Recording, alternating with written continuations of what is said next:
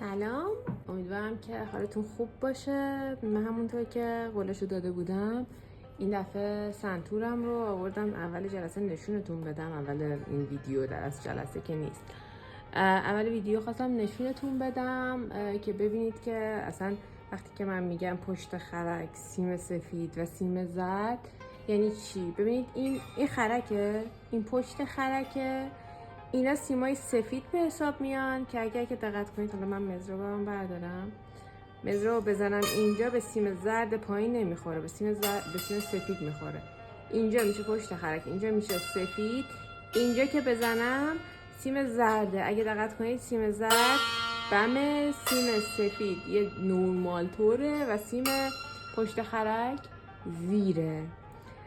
مزراب گرفتنش هم یه آدابی داره که حالا خوبه که الان که کلن بیس کاریم اینو هم یاد بگیریم.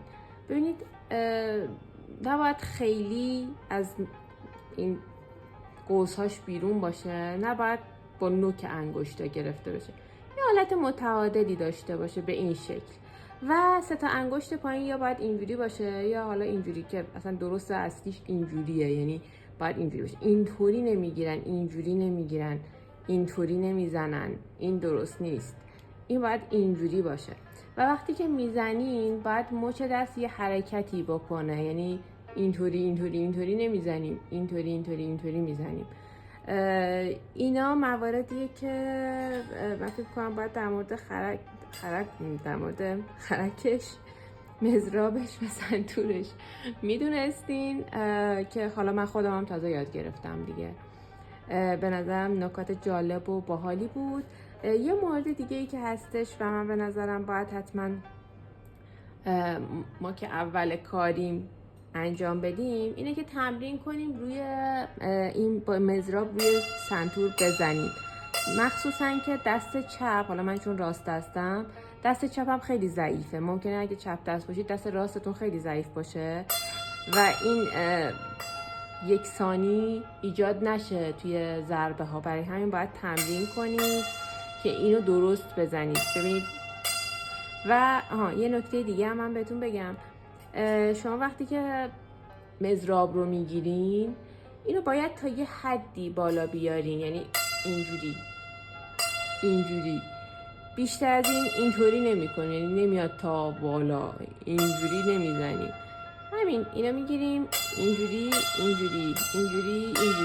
حالا اینا توی این کتاب استاد پشنگ کامکار هستش که دست راست، دست چپ، اگر که واضح باشه، نمیدونم چقدر واضح کتاب، تمریناش هم اینجوریه که بعداً دوباره من دونه دونه اینا رو بهتون توضیح میدم. بریم سراغ این که این نوت ها رو داشته باشیم. یه سری نوت توی ویدیو اول من گرفتم به عنوان تمرین، امیدوارم که شما هم تمرین کرده باشین این نوت ها رو. یه سری نوت دیگه موند، یعنی نوت هایی که 3 تا خط پایین خطای حامل میکشیدیم و این نوت ها رو مینوشتیم موند. به نظرم خوبه که بریم اول اونا رو تموم بکنیم و بعد شروع کنیم این تمرین های کتاب استاد پشنگ کامکار رو با سنتورمون بزنیم توی ویدیوهای بعدی. الان فقط خواستم یه معرفی کلی از سنتور داشته باشم براتون. این نوت هایی که پایین خطای حامل هستن اینا برای نوت های سیمای زردن، یعنی اگر که شما دیدین که یه همچین نوت هایی توی دفتر نوت بود، توی حالا نوت های موسیقیتون بود، بدونین که من مثالش رو نمیتونم الان پیدا کنم واقعا، چون نمیدونم، از قبلم باید آماده میکردم، ندارم مثالشو، ولی اگر که احیانا شما دیدین اینا هستش، میبینین اینا هست. اگر که دیدین که همچین نوت هایی بود، بدونید که روی سیمای زرد باید باشه، یعنی اون مزرابی که میزنین باید روی سیم زرد زده بشه. حالا اینا خودشون دوباره یه سری نوت دوباره از می شروع میشه، می، فا، سل، لا، سی. دو ر می فا. خب که این می فاش تکراریه. خب بریم که تمرین بکنیم اینا رو. اینایی که روی خطای حامل بود رو قبلا تمرین کردیم، بریم که اینها رو دوباره تمرین بکنیم. ببینید یه دونه این کلیده بود که حالا سری پیش من تمرین کردم یاد بگیرم. دفتر رو باز کنم، یه صفحه خالی اینجا به نظرم خوبه. خب برای کشیدن این کلید این کارو کردیم دیگه، رفتیم اومدیم اینطوری.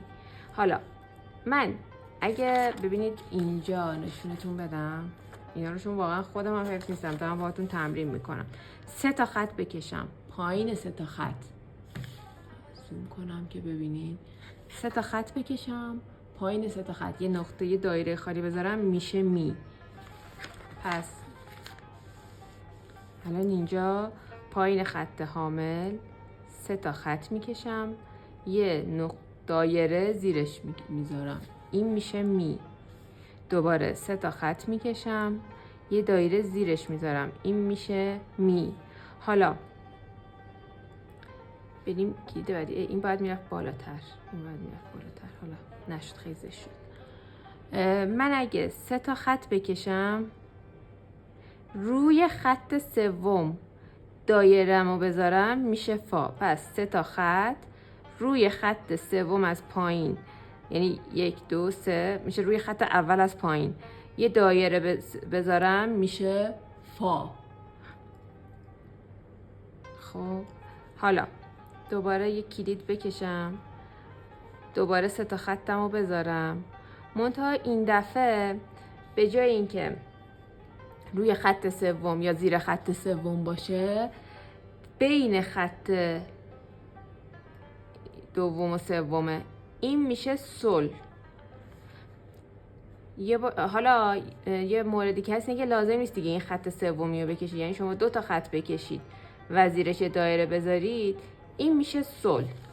حالا من میخوام اینا رو همه رو، این سطر رو تمرین کنم که بتونم یادشون بگیرم. دوباره کلید رو میکشم که فقط کشیده باشم. اینجوری بود. خب دوباره پس 2 تا خط بکشم پایینش میشه سل، ولی روش بذارم میشه لا. پس 2 تا خط بکشم روی اون خط پایینی دایره بذارم میشه لا. یه بار دیگه من کلیدم رو بکشم، این دفعه 2 تا خط بذارم، بین خط دوم و اول دایره بذارم میشه سی. پس 2 تا خط بذارم بین یک اولی دومی دایره بذارم میشه سی. پس به خط پایینی اصلا نیازی ندارم، یعنی من یه خط بذارم یه دایره میشه سی، یه خط یه دایره میشه سی. خب حالا بریم سراغ این که بعدی رو بنویسیم.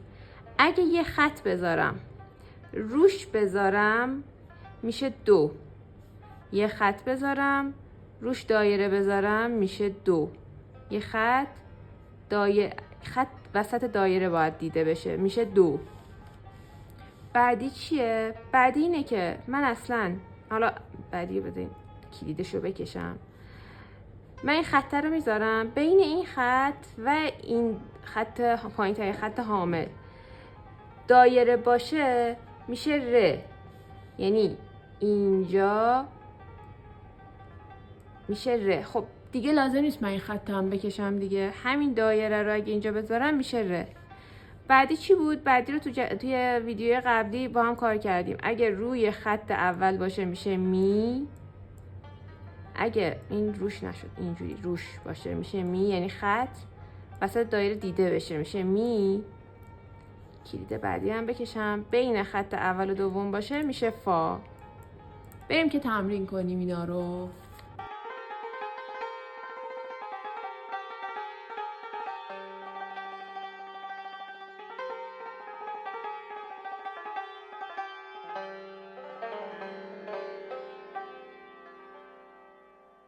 خب من تمرین هامو انجام دادم، همونطور که میبینید کامل نوشتم، ولی فکر نمی کنم با یکی دوبار تمرین کردن یادم بمونه. باید برای خودم یه نشانه گذاریایی بکنم، نشانه گذاریایی که برای اون نوتای اصلی کردم رو بهتون بگم، بلکه به درد شما هم بخوره. ببینید من متوجه شدم که خب می و فا رو من کامل جز 2 نوت اولیه‌ان که آدم یاد میگیره یاد گرفتم. می روی خط اول، فا روی خط دومه. از این سمت می دوباره روی خط پنجمه و اسخای میکنم می دیگه می بین خط چهارم و پنجم، فا روی خط پنجمه. یعنی اینا مشخصه، یه جورایی خیلی راحت یاد میگیرید. میمونه این نوت‌های وسط. من سی رو حفظ کردم. سی روی خط وسط این 5 خط حامله، روی خط سومه که اگه دایره بیاد پایین میشه لا، بره بالا میشه دو. ببینید این دایره بیاد پایین، یعنی پایین خط سوم میشه لا، بالای خط سوم میشه دو. اینجوری فقط سول و ره میمونه که باید یاد بگیرم، که فکر میکنم دیگه کارم رو راحت کرده برای یاد گرفتن این نوت‌ها. بعد از این اگر که واسه این یکی نوتا هم قلقه پیدا کردم حتما بهتون میگم. امیدوارم که اینجوری که داریم مرحله به مرحله با هم پیش میریم هممون پیشرفت بکنیم، چه تو موسیقی باشه، چه تو کار باشه، چه تو درآمد، چه تو هر چیز دیگه ای. حالا البته من به سنتور به عنوان یک کسب درآمد نگاه نمی کنم واقعیتش، ولی لذت میبرم از کلا یاد گرفتنش و یاد دادنش. باحال برام. و اصلا من جزو مثلا معدود کلاس هایی که دوست دارم برم و دوست دارم بیشتر یاد بگیرم، ذوقشو دارم. این خیلی خوبه به نظرم. آدم حالا به هر چیزی ذوق نداره. امیدوارم که شما هم خیلی ذوق داشته باشین برای سنتور، خیلی خوب یاد بگیرین، کیف کنین، لذت ببرین و اینکه ویدیوی بعدی میبینمتون.